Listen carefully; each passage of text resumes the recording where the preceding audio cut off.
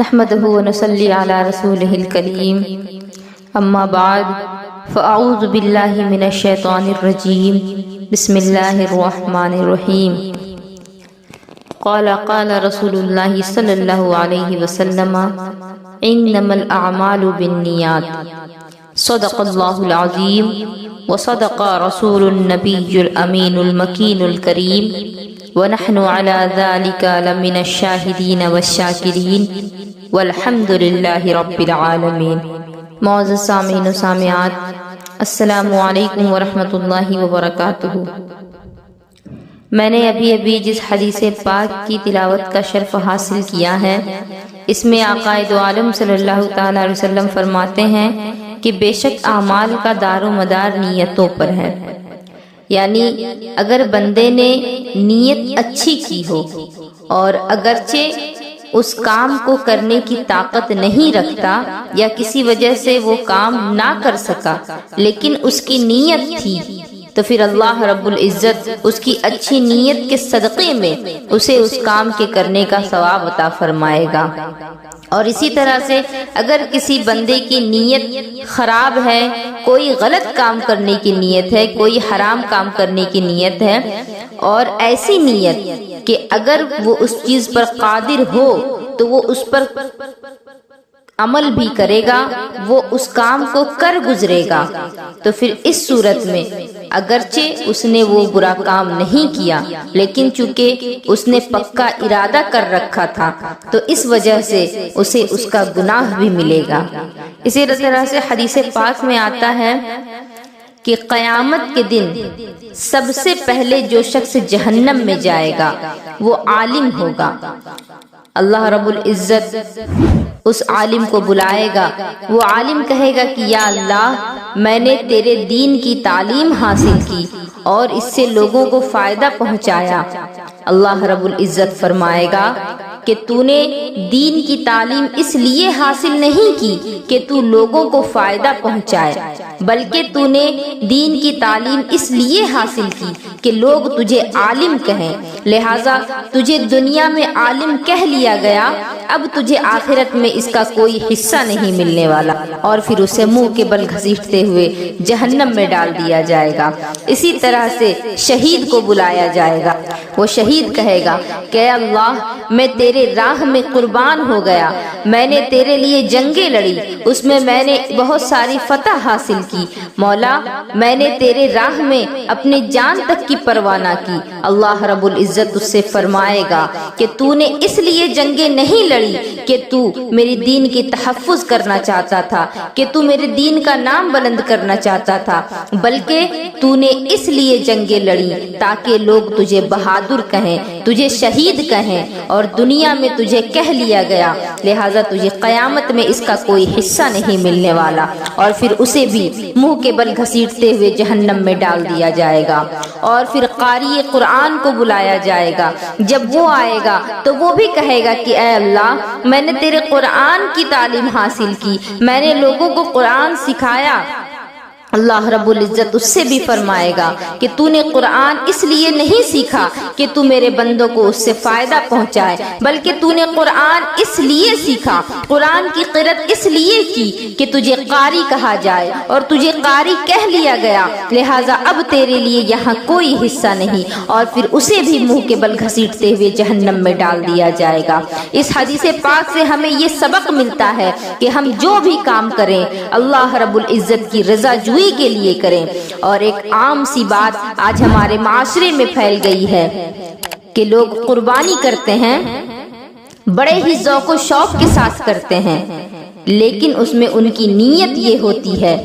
کہ میرا بکرا فلاں کے بکرے سے زیادہ مہنگا ہونا چاہیے، میرا بکرا فلاں کے بکرے سے زیادہ تازہ اور تندرست ہونا چاہیے، تاکہ لوگ چار لوگوں میں میری تعریف کریں کہ اس کا بکرا سب سے زیادہ قیمتی تھا، پورے محلے میں سب سے زیادہ گوشت اس کے بکرے میں نکلا۔ اس طرح کے لوگوں کی نیتیں ہوا کرتی ہیں، لہٰذا ایسی نیتیں اگر ہیں تو پھر اللہ رب العزت ایسی قربانیاں آپ کے منہ پر مار دے گا۔ قربانی ہو تو اللہ کے لیے ہو، بلکہ قربانی ہی نہیں، ہر ایک کام اللہ کے لیے ہونا چاہیے۔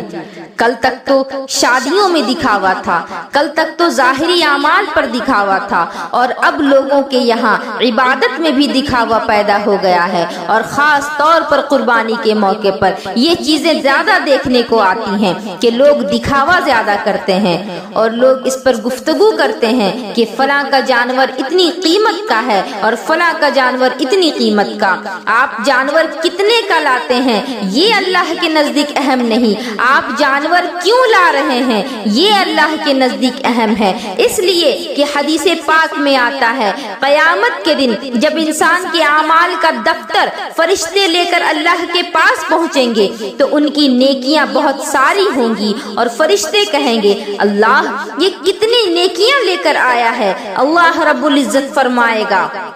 فرشتوں تم نے صرف نیکی لکھی ہے کہ اس نے نیکی کی ہے، تمہاری نظر صرف نیکی پر ہے، اور میری نظر نیکی کیوں کی ہے اس پر ہے کیونکہ وہ علیم بذات الصدور ہے، وہ علیم خبیر ہے۔ اللہ رب العزت فرماتا ہے کہ اس نے یہ نیکی کی کیوں ہے، اس پر میری نظر ہے۔ اے میرے فرشتوں اس نے نیکی تو کی ہے مگر میرے لیے نہیں کی، اس لیے کی کہ لوگ اسے نیک کہیں، لوگ اسے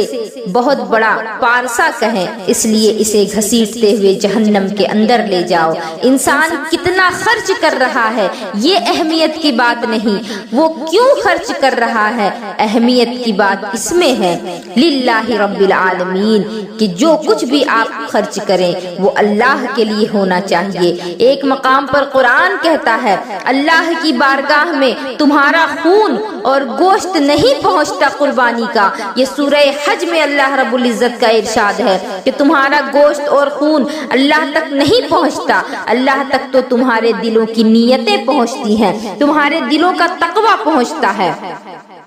معزز سامعین و سامعات، آج کل قربانی الا ماشاء اللہ میں ہر کسی کو نہیں کہتی، اس لیے کہ لوگ ایسا بھی کرتے ہیں کہ گوشت کھانے کو ملے گا اس لیے قربانی کرتے ہیں۔ ارے گوشت تو ملنا ہی ملنا ہے، گوشت آخر جائے گا کہاں؟ لیکن نیت تو اچھی کر لیں۔ ہمارے بزرگوں نے فرمایا اعمال سیکھنے سے پہلے اعمال کی نیت سیکھا کرو، اس لیے کہ مومن کی نیت اس کے عمل سے زیادہ افضل ہے۔ نیت المومنی خیر من عملہ، یعنی مومن کی نیت اس کے عمل سے بہتر ہے۔ آپ نے کبھی سوچا کہ ایک کافر 20 سالوں تک کفر کرتا ہے اور پھر وہ جب مرتا ہے تو اسے ہمیشہ ہمیش کے لیے جہنم اور قیامت کے دن اسے گھسیٹتے ہوئے جہنم میں ڈال دیا جاتا ہے؟ اس نے تو 20 سال ہی کفر کیے تھے لیکن اسے ہمیشہ کے لیے جہنم میں ڈالا جا رہا ہے۔ بلکہ اگر کوئی 1 سال بھی کفر کرے یا پھر اگر کوئی 6 مہینے بھی کفر کرے، 1 مہینے کفر کرے، 1 گھنٹے کفر کرے یا پھر 1 لمحہ کفر کرے اور اسی لمحے میں اسے اگر موت آ گئی، اسی کفر کی حالت میں اسے اگر موت آ گئی اور وہ اسی کفر کی حالت میں مرا تو وہ ہمیشہ ہمیش کے لیے جہنم میں رہے گا۔ اور مومن اگر 1 دن کے لیے بھی مومن ہے، 1 لمحے کے لیے بھی مومن ہے اور اس کا خاتمہ بھی ایمان پر ہوا تو وہ ہمیشہ ہمیش کے لیے جنت میں ہے۔ کیوں؟ یہ سب عمل کی وجہ سے نہیں بلکہ نیت کی وجہ سے ہے، جیسا کہ فرمایا انما الاعمال بالنیات، یعنی اعمال کا دار و مدار نیتوں پر ہے۔ کافر کفر پر اس لیے مرا کہ جب تک زندہ رہتا کفر ہی کرتا، اس لیے ہمیشہ کے لیے جہنمی بن گیا اس کی نیت کی وجہ سے۔ اور مومن جنت میں اس لیے ہے کہ جب تک دنیا میں رہتا ایمان پر رہتا، ایمان پر رہنے کی وجہ سے اسے ہمیشہ ہمیش کے لیے جنت مل جائے گی۔ یہ انسان کی نیت کی اہمیت ہے کہ ایک دن ایمان پر رہا لیکن نیت تھی کہ ہمیشہ ایمان پر رہے گا، اس لیے اسے ہمیشہ کے لیے جنت مل گئی۔ اسی طرح کافر ہمیشہ کفر پر رہنے کی نیت رکھتا ہے، اسی لیے اسے ہمیشہ کی جہنم ملتی ہے۔ تو پتہ چلا کہ نیتوں پہ اجر ملتا ہے، تو آج مومنوں کو، مسلمانوں کو نیت درست کرنے کی ضرورت ہے۔ آپ اس کو اس طرح سے سمجھیں کہ جھوٹ بولنا حرام ہے، لیکن اگر جھوٹ بولنے کے پیچھے نیت اچھی ہو کہ لوگوں میں صلح ہو جائے گی، کسی کا بھلا ہو جائے گا، تو ایسا جھوٹ اس سچ سے کئی گنا بہتر ہے جو اس لیے بولا جائے کہ فتنہ اور فساد پھیلا جائے اور رشتے توڑے جائیں۔ اور آج کل یہ باتیں بھی عام ہو گئی ہیں کہ لوگ سچ اس نیت سے بولتے ہیں کہ لوگوں میں جھگڑے پیدا ہو،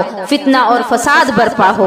بہرحال میں بتا رہی تھی کہ جانور خریدو تو یہ دیکھ کر کے مت خریدو کہ کتنا گوشت نکلے گا، بلکہ یہ دیکھو کہ یہ اللہ کے نزدیک قبول ہوگا بھی کہ نہیں۔ آج گوشت ہی سب کچھ ہو گیا ہے۔ آج لوگ جینے کے لیے نہیں کھاتے بلکہ کھانے کے لیے جیتے ہیں۔ اس لیے قربانی کی جو برکتیں ملنی چاہیے وہ نصیب نہیں ہو رہی۔ آپ نے سنا ہوگا کہ جیسی نیت ہوگی ویسی برکت ہوگی، یہ ہمارے بڑے بزرگ کہا کرتے تھے۔ اور صرف قربانی ہی نہیں بلکہ سیکھ لیجئے جو بھی عمل کریں اس میں نیت اچھی ہو، اللہ کے لیے کریں، اللہ کو راضی کرنے کے لیے کریں۔ کوئی اور نیت نہ ہو کہ محلے میں نام ہوگا، لوگ تعریف کریں گے، نہیں، بلکہ صرف اور صرف اللہ کی رضا کے لیے کرو۔ حدیث پاک میں آتا ہے کہ بنی اسرائیل میں ایک شخص تھا،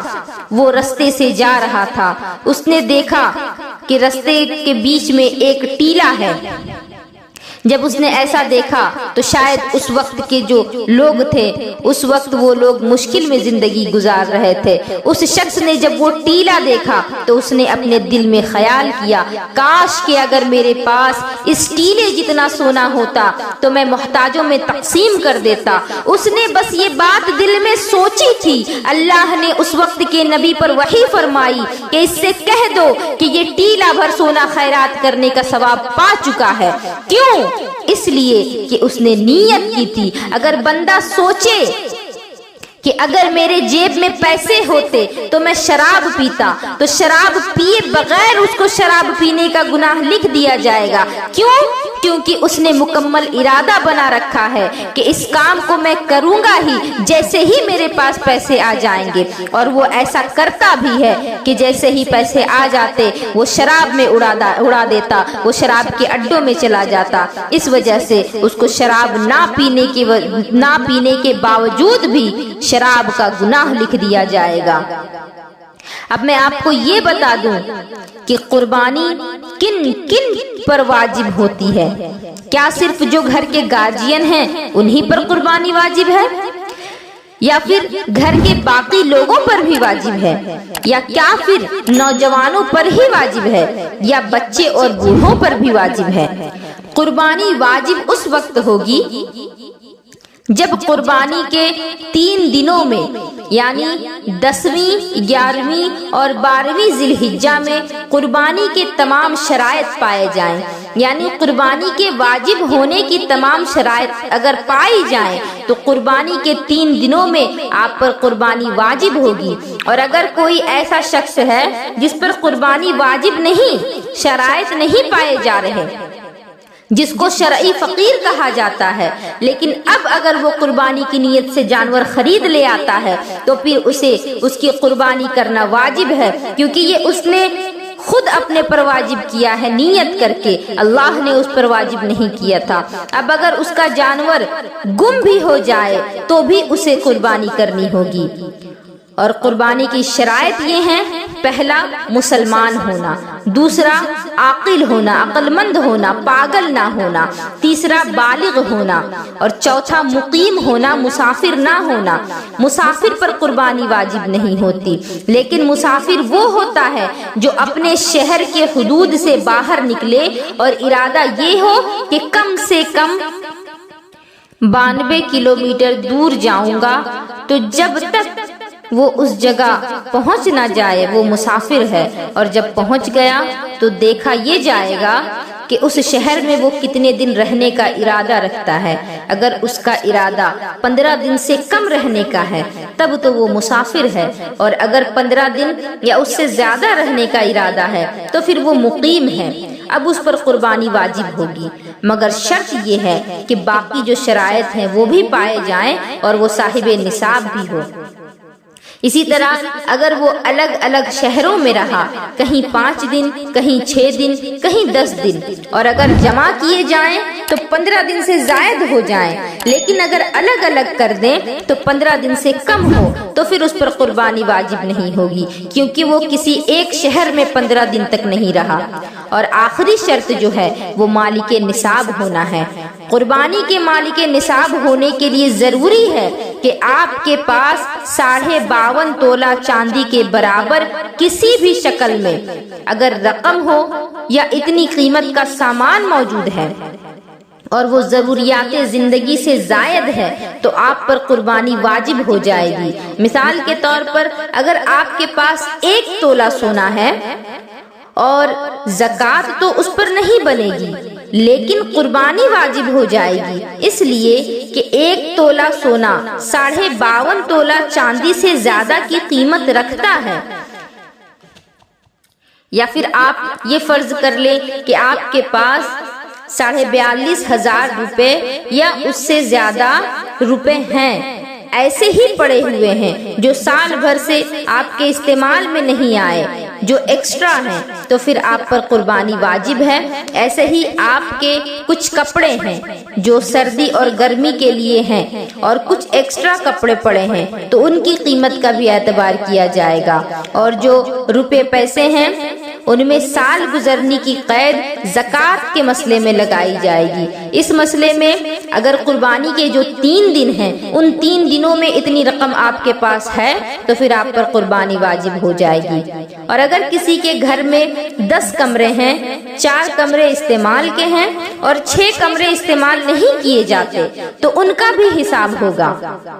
اگر آپ کے پاس زمینیں ہیں، آپ نے پلاٹ خرید رکھا ہوا ہے اور بیچنے کی نیت بھی نہیں تو قربانی واجب ہوگی۔ زکوٰۃ میں ان چیزوں میں تھوڑی رعایت ہے، مسئلہ تھوڑا مختلف ہے، لیکن قربانی واجب ہو جائے گی۔ قربانی کے حوالے سے ہمارا یہی کہنا ہے کہ ہر کوئی اپنا حساب علیحدہ کرے، باپ اپنا الگ حساب کرے، ماں اپنا الگ حساب کرے، بیٹے الگ حساب کریں، بہویں الگ حساب کریں۔ اور آپ جب حساب کرتے ہیں تو بعض اوقات ایسا ہوتا ہے کہ ایک ہی گھر کے اندر 5-5، 6-6 لوگوں پر قربانی واجب ہوتی ہے، کیونکہ ان کے پاس اتنی مالیت کا سامان یا اتنا مال موجود ہوتا ہے جو قربانی کے صاحب نصاب ہونے کے لیے ضروری ہے، اس وجہ سے ان سب پر قربانی واجب ہوتی ہے۔ لیکن چونکہ لوگ دین سے بہت دور ہو چکے ہیں اور سیکھنا بھی نہیں چاہتے، اور ہر ایک تو ایسا نہیں کرتا، لیکن اکثریت ہمارے معاشرے میں ایسے لوگوں کی ہے کہ جہاں مال خرچ کرنے کی باری آتی ہے تو کہتے ہیں کہ ہمیں مت سکھاؤ، بس ہمارے گھر میں جو روٹین چل رہا ہے اسی کے مطابق چلو۔ اور اگر کوئی صحیح بات سمجھانے لگے تو بڑا تعجب ہوتا ہے، اس لیے کہ پہلے کبھی سنا ہی نہیں ہوتا، غلط مسئلے پر چل رہے تھے اور صحیح مسئلہ جب سامنے آتا ہے تو یہی صحیح مسئلہ غلط محسوس ہونے لگتا ہے کہ ہم کیسے غلط ہو سکتے ہیں، اتنے عرصے سے ہم کرتے آ رہے ہیں۔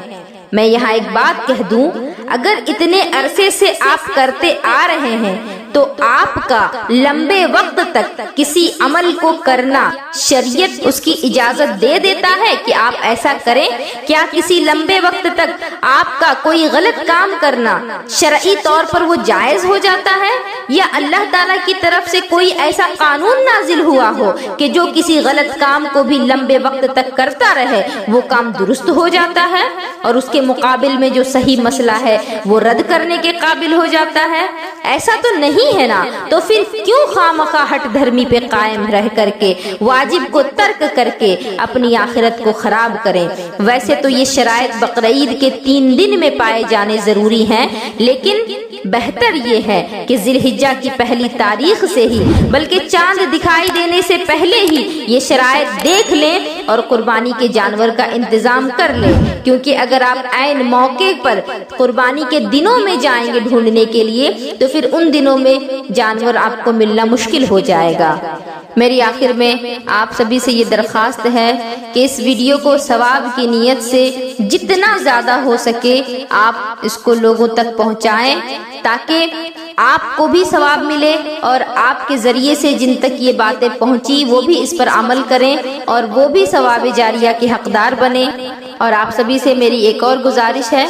کہ آپ کو یہ ویڈیو پسند آئے تو کم از کم 10,000 لائک کا ٹارگٹ رکھیں اور اس ویڈیو کو کم سے کم 10,000 لائک ضرور کریں۔ وآخر الدعوانا ان الحمدللہ رب العالمین وما علینا الا البلاغ۔ السلام علیکم ورحمۃ اللہ وبرکاتہ۔